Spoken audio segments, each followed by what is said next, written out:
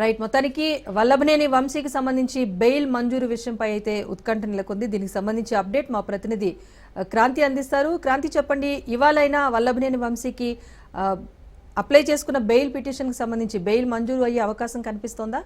న్యాయ నిపుణులు ఏం చెప్తున్నారు?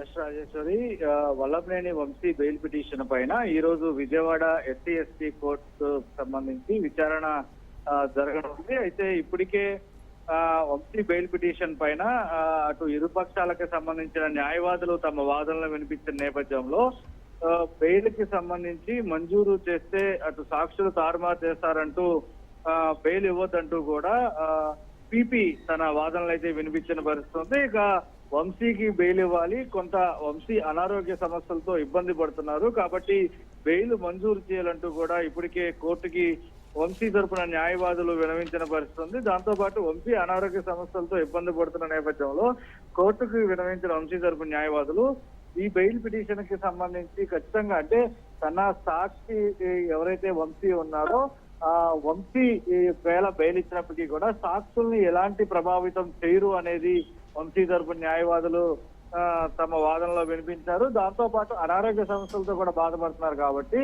ఆరోగ్య దృష్ట్యా బెయిల్ మంజూరు చేయాలంటూ కూడా వంశీ తరపు న్యాయవాదులు న్యాయస్థానానికి తమ వాదనలు అయితే వినిపించిన పరిస్థితి ఉంది. ఇక పోలీసుల తరపున పీపీ సంబంధించి ఖచ్చితంగా, ఎందుకంటే సత్యవతని ఎవరైతే గన్నవరం టీడీపీ కార్యాలయం పైన దాడికి సంబంధించి కంప్లైంట్ ఫిర్యాదుదారు ఇచ్చారో ఆ ఫిర్యాదుదారునే కిడ్నాప్ చేసి బెదిరించారనే కేసులో ప్రస్తుతం వంశీ రిమాండ్ లో ఉన్నారు. దానికి సంబంధించి అంటే సాక్షుల్ని కిడ్నాప్ చేసే ప్రయత్నం చేశారు కాబట్టి ఖచ్చితంగా సాక్షుల్ని ప్రభావం చేసే అవకాశం ఉంది. కాబట్టి వంశీకి బెయిల్ మంజూరు చేయొద్దు అంటూ కూడా పీపీ తన వాదనలు అయితే వినిపించారు.